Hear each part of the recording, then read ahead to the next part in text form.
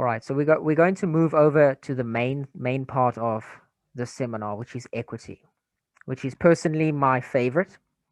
I'm sure a lot of you also are buying equity, trading equity. So there's a few things that I want to distinguish. You get growth stocks and value stocks. So this is comes down to the type of investor you are again. How much risk are you willing to take? Growth stocks are usually more risky because they have bigger expectations. So a lot of people say don't worry about the PE ratio or anything like that. Some sense they are right. But think of a stock like Apple, Netflix, Tesla. They are all overvalued. Okay, let me not say Apple. Let's just use Tesla, for example, because they are considered a growth stock and people are paying now for their future earnings. So they're willing to pay the price now for what they think they are going to earn. So the risk with a growth stock is along their way through their quarters after quarter, if they miss an earnings expectation, so if they miss their earnings, then there's going to be a sell off in the stock. Why? Because they aren't growing as fast as anticipated. So that's the risk with growth stock. Yes, you can get massive return, no doubt, but you also risk these massive pullbacks if they don't meet their expectations. So growth stocks are stocks that are expected to grow massive earnings over time and capture a lot of market share. So for example, Apple, Facebook, Netflix, Amazon, Tesla too. Value stocks, on the other hand, is more now for more of the safe side of those that want to protect their capital. Those are stocks that are considered undervalued and over time are going to return a fairly decent price, a return. Example, Berkshire Hathaway, Procter and Gamble, Johnson and Johnson, ExxonMobil. So these companies have been around for a long time.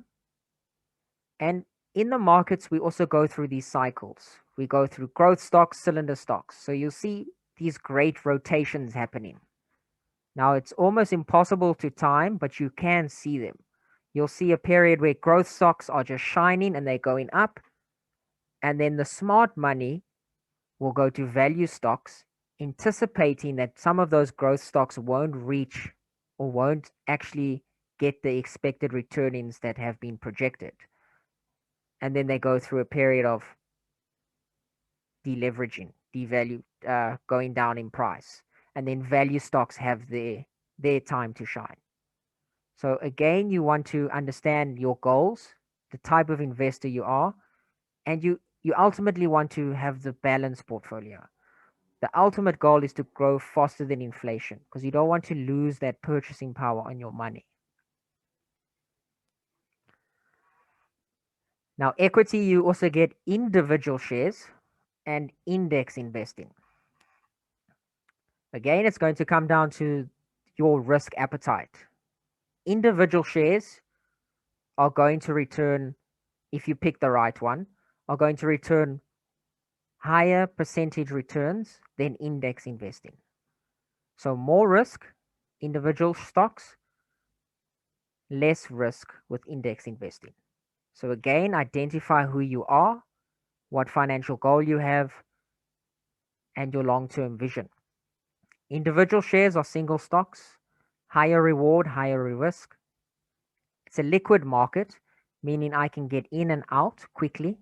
So if I buy shares today and I need my money in a week's time, I can sell it reasonably quickly, get my money, and move it around. Whereas property is illiquid, remember? And single stock picking requires you to do your due diligence. The hashtag DYOR, do your own research. I'm sure we're all familiar with that. So that's the risk, but the rewards can also be great. Index investing is a group of companies that you are tracking, like the SA Top 40, S&P 500. You're buying a basket of shares. So instead of owning one, you're going to own 20. So the return isn't as sweet or as high as individual stocks, but you're going to get above average returns over the long term. So maybe for your core portfolio, you can choose an index or two to track, and that can be your core portfolio, and then possibly complement that with individual shares. Take on more risk, hedge, balance. So I'm going to show you two examples, an example between index investing and individual investing. The first one over here, you'll see the SA Top 40 Index. That's the biggest 40 companies in South Africa by market capitalization, not value, but market capitalization. So let's rewind to 2002. If I had invested just $100 into the SA Top 40 Index, by 2021, my value, I would have 600 Rand. So I've experienced a 500% return in 19 years. On average, 26% return every year. Brilliant. Sounds great. I didn't do much. I put my money in. I constantly bought over a set period of time. Every 3 months, every year, every crash. Let me show you the importance of staying in long term. Now, this is the beauty of index investing. It's going to beat the value of money, because money is designed for us to use as a tool, right? It's not for use for us to save in. So money is always going to lose its value. 10 apples today cost 100 Rand. 8 apples tomorrow is going to cost me 100 Rand. So I'm buying less with that same 100 Rand. That's why I invest in companies that generate cash flow. They can increase prices in line with inflation. So 2002, you can see that we started off at 10,380, the index, and we got up to 2008. And then we had this massive market crash. People panicked. People thought it was the end of the world. It was the great financial crash, the housing bubble, and the stocks crashed 50%. Now, if you let your emotions get hold of you at that time, you might have panicked, you might have sold, and then thought, oh, I'm out of the market. Now, you can't time the market, guys. You can try to, but most likely you're going to be very unsuccessful. You might get 1 or 2 lucky hits, but in the long term, it's almost impossible. If you stayed invested, even though your portfolio showed you a 50% loss, remember that's just psychological and it's unrealized. It's only a loss when you decide to sell. So if I decided to buy more or just stay invested, I would have ridden the bull market up from 2009 all the way to 2014 and got a 200% return.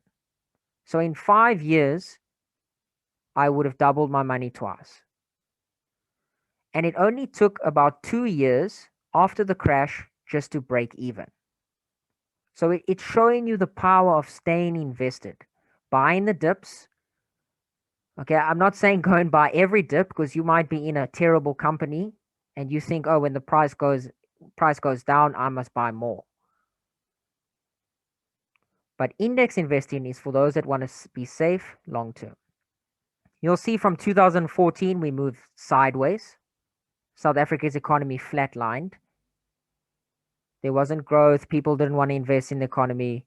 The appetite for SA assets wasn't very high. Then again, come 2020, we had the COVID crash. Boom. We sold off 37%. Again, people panicked like it was the end of the world, sold their stocks, let their emotions get hold of them. And it wasn't too long after that that we recovered and went on to return 85% as the index. So again, stay invested, guys. Trust what you've bought. If you're unsure about single stocks, then you can't go wrong with the index. Okay, everything is easy to see in hindsight, guys. So if I knew what was going to happen, I would probably be the next Elon Musk. But unfortunately, we all look like geniuses in hindsight. But you can't go wrong with index investing. If it crashes 50% like you've seen, that is probably a once in a lifetime opportunity to buy quality companies at a cheaper rate. Remember, money's always losing value. So you want to invest in something that's going to generate you and increase your purchasing power over time. So let's look at the star baby of South Africa, Naspers. If you chose to go the single stock investing route in 2002 instead of the index, your 100 Rand would be worth 18,474 bucks 19 years later. That's a 18,000% return, guys, over 19 years, almost 1,000% a year. We're talking Naspers could be the next cryptocurrency here, by the sounds of things. Again, you can see perfect bull flag here. Big price movement, downwards pressure, consolidation, up. Again, we are in this, just to point out that this is the 10th of June, guys. So I'm not saying go and load up on Naspers now. I'm just using it to demonstrate the power of index investing and single stock. You can see the crash, this one little wick here. That was the COVID crash in Naspers. 30% crash. It sold off. Perfect time to load up at discount prices. And boom, recovered. To this, you can see it's moving up in this upwards channel. So on the 10th of June, it touched. I'm not sure what Naspers price is now. You can check now if you want. But at that time, it was hitting the lower end of that upwards channel. So if you wanted to trade or just put your feet in the water to test if that momentum and that channel is actually can be confirmed, I would have bought here. And in fact, I did buy here. All right. And I got in at a lower price and I'm still in this upwards channel. And it shows me that it's a bull flag, sort of. Strong upwards up, consolidation down, most likely up again. So again, it's showing you the power of single stocks. They can return much more than index stocks. But you don't know now which will be the winners. Like I said, if I knew I would be the next Elon Musk. So I am a genius now by showing you Naspers because I'm looking at it in hindsight. I'm looking at it after the fact it's happened. All right, then there's something to consider, all right, which is very important. Over time, we have, okay, all right, Ricardo, you can unmute yourself, take a question. Dave, sorry, just to jump in there, talking about single stocks and index, do you not think that the South African market and specifically that SA Top 40 index is heavily geared with the Naspers controlling that index? 100%. So the SA Top 40 is going to be heavily swayed by Naspers just because of its market cap over the whole spectrum. All right, yes, that's an excellent point. Maybe I should have used the S&P 500 as an example. But if Naspers was taken out of that index and wasn't in the top 40, the returns might have been a lot different than what we see there. So that is a very good point, that Naspers has actually supported that index over time going up and has influenced the returns. So that is something to actually take into consideration. Thank you for pointing that out, Ricardo.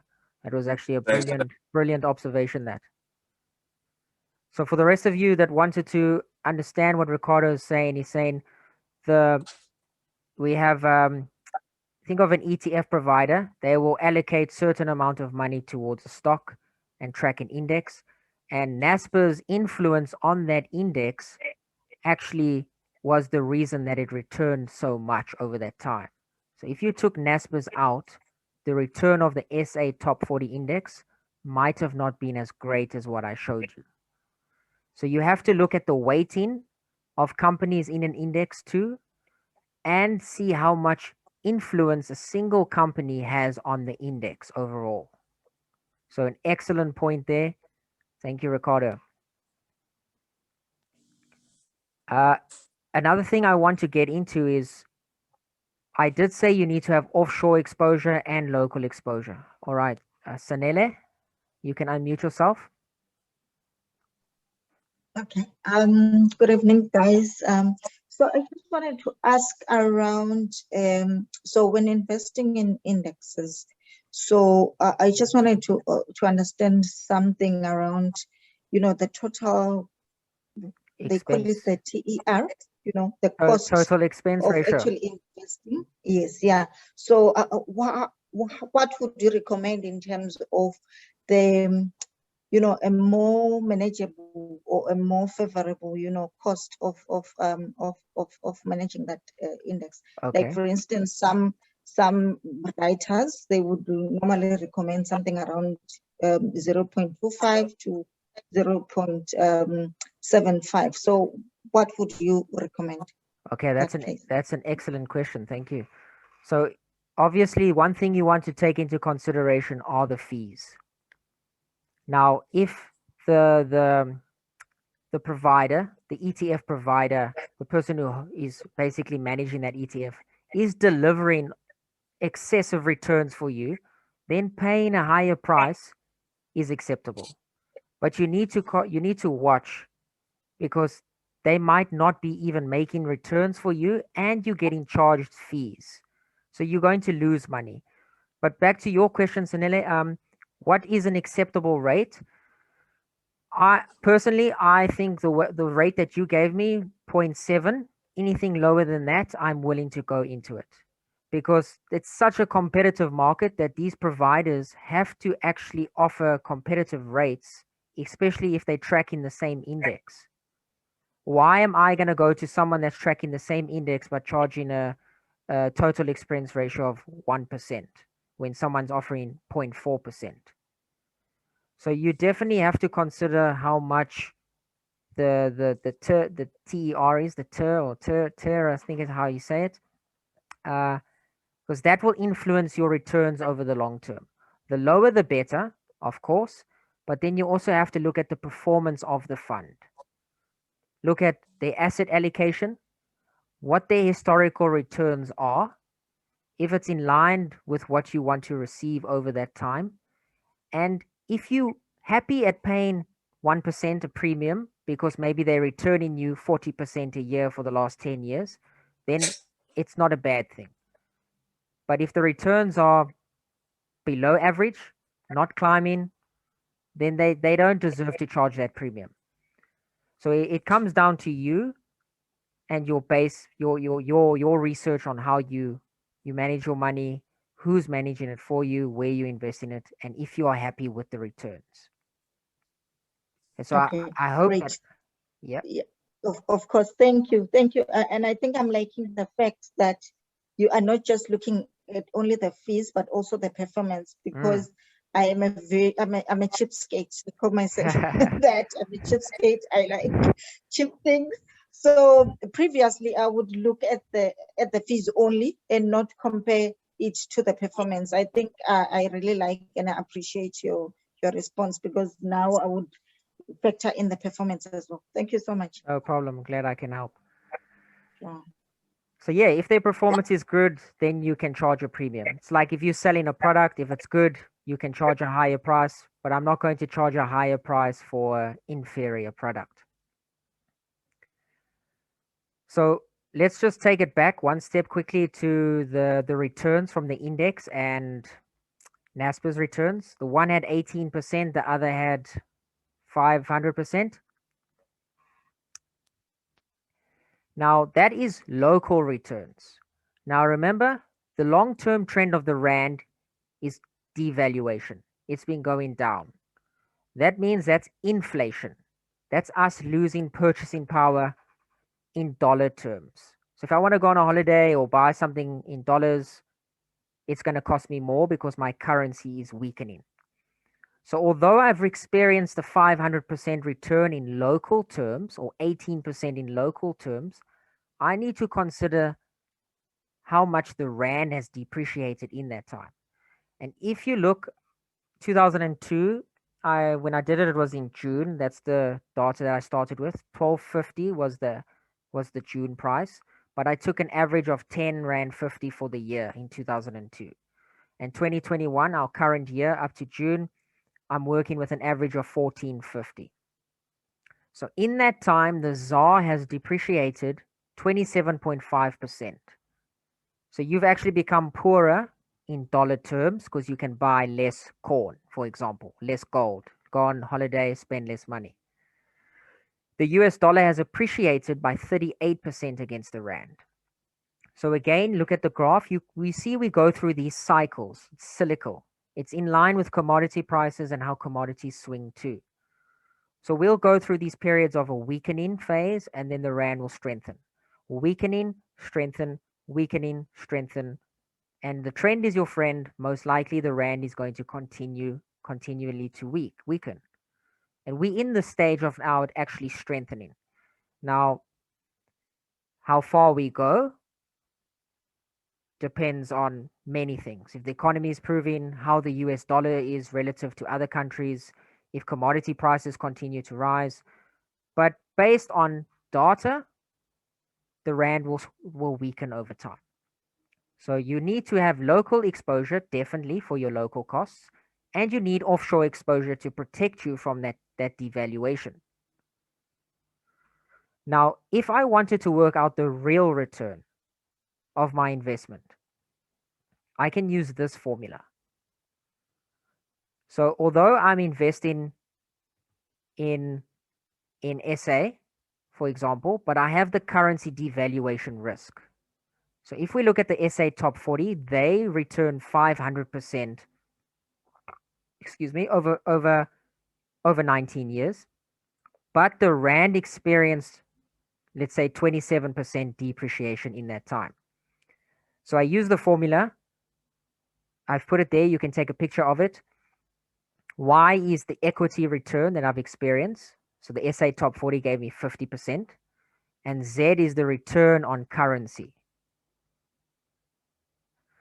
So it was a negative return, obviously, so I'm going to minus. So if I do that equation and do the math, my real return for SA top 40 is actually 335%. So if I divide that by 19 years, I think I get like 17%, which again isn't too bad. But back to Ricardo's point, NASPER's influenced that return in the long term. NASPER's 18% return, because of the currency devaluation in that time, actually real return is 13,000%, which is still phenomenal, but it's something to be aware of. You definitely need offshore exposure, especially if you're living in an economy like South Africa, where based on historical trends, the rand is devaluing. Means you are getting poorer by your purchasing power.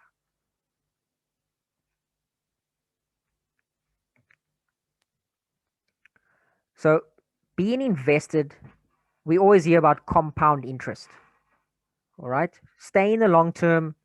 Let time work for you. So I have a quote there. I didn't quote the person. I think it was Benjamin Franklin. I could be wrong. But compound interest is the eighth wonder of the world. He who understands it earns it. He who doesn't pays it.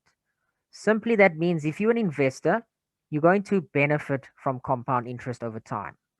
But if you are a consumer and you're using debt to consume, you are going to suffer. You're going to benefit, not benefit, but the effects of compound interest is going to work against you. So then it's going to be perpetual, and it's going to be difficult to get out of debt, especially if you continue to pay minimum amounts and you continue loading up. So the power of compound interest can work both ways.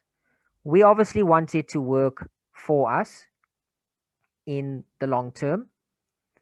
So here is a table. I just want to show you the power of it. Let's assume 10% return every year for 15 years, which is fairly reasonable. We know we can attain that based on our historical data. If I invested 100 Rand at the beginning, after year one, I'll have 110 Rand. I've earned my 10%. Now, compound interest is when you earn interest on interest.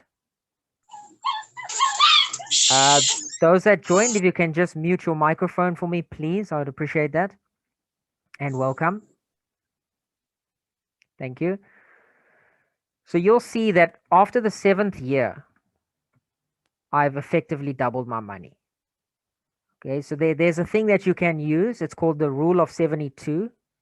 You divide 72 by your interest rate that you have, and that will tell you how long you have until you will double your money. So obviously 72 divided by 10 gets me 7 years. 72 divided by 3 will get me, oh, don't even quote me on this, maybe 21 years. You'll double your money.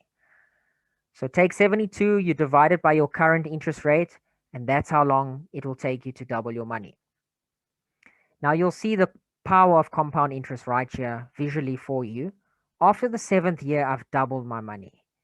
But in the next 7 years, I double my money multiple times in the same time period as the 7 before. Now imagine I'm staying invested for 30 years, 40 years. I'm probably going to be doubling my money every year after like the 30th year.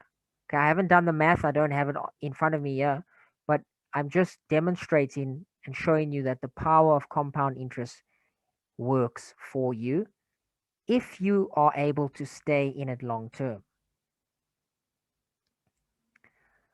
So that's the power of buying and holding. But if you remember earlier, I mentioned that you need to continuously monitor your portfolio. So I do believe buying and holding, but monitor what you are buying, because this is what happens if you don't. If my portfolio takes a loss, okay, so if I'm not managing it, a 10% loss on 100 Rand means I'm going to have 90 Rand left. A 10% gain from that 100 is only going to take me to 99 Rand. So the stock actually, if it loses 10%, it needs to go up by 11% just for me to break even.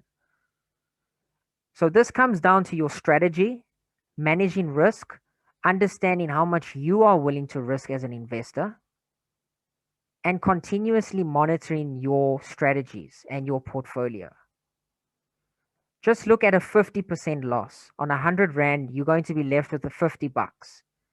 Now, I don't need a 50% gain from there because that's only going to take me up to 75 Rand.